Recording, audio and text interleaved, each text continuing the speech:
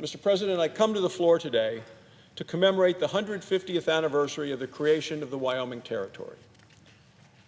On July 25, 1868, Congress authorized the territory that would become the state of Wyoming. Thousands of people were headed west along the new rail lines that were being built. In fact, the first territorial governor noted it was the first time America had carved out a new territory as a result of the railroad coming through. People were eager to settle in the new territory and build new lives, seek their fortune, and raise their families. What they found when they reached the Wyoming Territory was a place of incomparable beauty. An observer at the time talked about the fertile valley of rivers and streams. And that continues today, Mr. President. This observer at the time praised the gorges of its majestic mountains. It wasn't just the natural beauty of Wyoming that drew people there, however. It was the natural resources as well. When the Senate was debating the creation of the territory, one of the things they talked about, right here in this body, right here in this room, was what was the potential future for the area. These natural resources would help power America's expansion west. One senator talked about the valuable springs of petroleum, went on, and about the abundant coal deposits. That was 150 years ago. Valuable springs of petroleum, abundant coal deposits. These same natural resources still help power the American economy today, 150 years later. Wyoming is America's largest producer of coal, and we're one of the biggest in terms of producing oil and natural gas. Well, over the last century and a half, the people of Wyoming have provided America with gold, diamonds, and uranium as well. From the very beginning, from day one, scientists have flocked to Wyoming to explore our natural resources. Some of the first government-sponsored geological surveys took place in what's now Yellowstone National Park.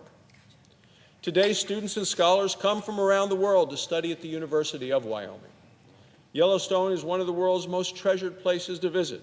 More than 4 million people visited there this past year. Once Congress created the Wyoming Territory, we lost no time in organizing and setting ourselves up as a model for the rest of the country. One of the first acts of the new territorial legislature was to actually grant equal rights to women for the first time in American history. That's why Wyoming today is still known as the Equality State. Women served on juries. We had the first female justice of the peace. We had the first woman elected governor of any state. We're a small state by population, Mr. President, but when you look at these things that we've contributed throughout our history, you can see why we're very proud to call Wyoming home. Wyoming has always been a place where people are driven by hope and by optimism about the future. This optimism is an essential part of who we are today. The polling company Gallup found recently that Wyoming is the most confident state in the country when it comes to America's economy. People in Wyoming are cheerful, they're upbeat, they're optimistic. Mr. President, 150 years ago, the Wyoming Territory was the frontier. The people of Wyoming still have that same pioneering spirit today. We are patriotic Americans. We work hard to care for our families, for our neighbors, and for our communities. So I congratulate all of the people of the state of Wyoming today on this historic milestone. 150 years ago today, Congress acted to create the Wyoming Territory.